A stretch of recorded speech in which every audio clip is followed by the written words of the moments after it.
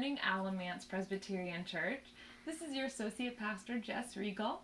And in light of the coronavirus and the need to isolate ourselves from one another, Kyle and I have decided to offer you at least weekly videos featuring one or both of us to sort of help our spiritual growth during this time of isolation and anxiety. So this week, I thought we would start with the Lenten devotional. Today is the 18th day of Lent, and if you have a Lenten Devo, you should be aware of this. But there's a quote from St. Francis of Assisi that says, "Where there is charity and wisdom, there is neither fear nor ignorance." And the task today is to give someone a book that taught you something new or meant a lot to you. And so I thought that I would share 3 of my favorite books, 3 because I wanted to meet different age and reading levels, that have meant a lot to me over the years as an avid reader. So the first book is Miss Rumphius by Barbara Cooney. And this particular book, you might be able to see, has an inscription in it from my friend Cheryl Stone, who gave me this book when I was 7.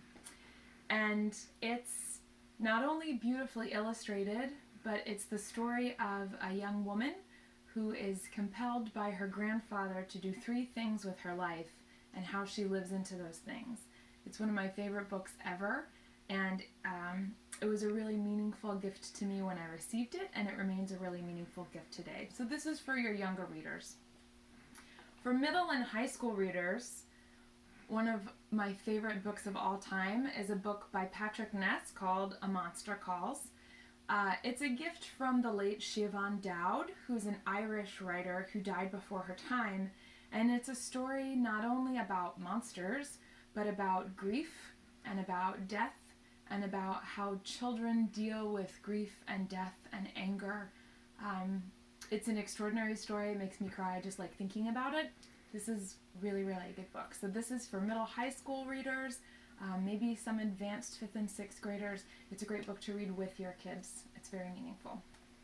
And then lastly, for my adult readers, this should come as no surprise, I recommend really anything by Louise Penny.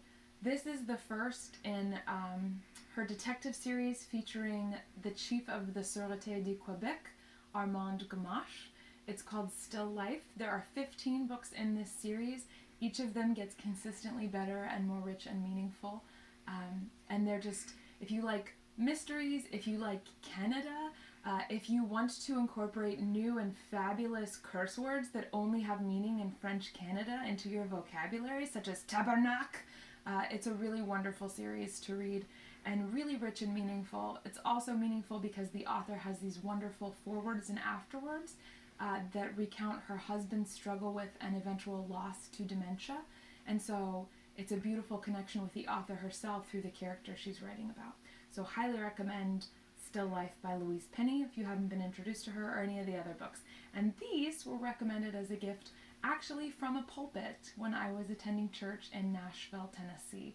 So the pastor at First Pres Nashville said, "These are some of my favorite books," and recommended them and sort of turned my mother onto them, who then turned me onto them. So highly recommend these books.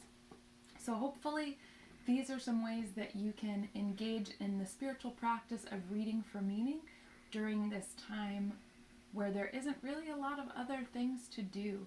These are ways to discuss meaningful content with your family and spiritual content with your family, and I hope you'll receive them as my gift to you today, the 18th day of Lent. God's blessings on you, and I hope I get to see you soon.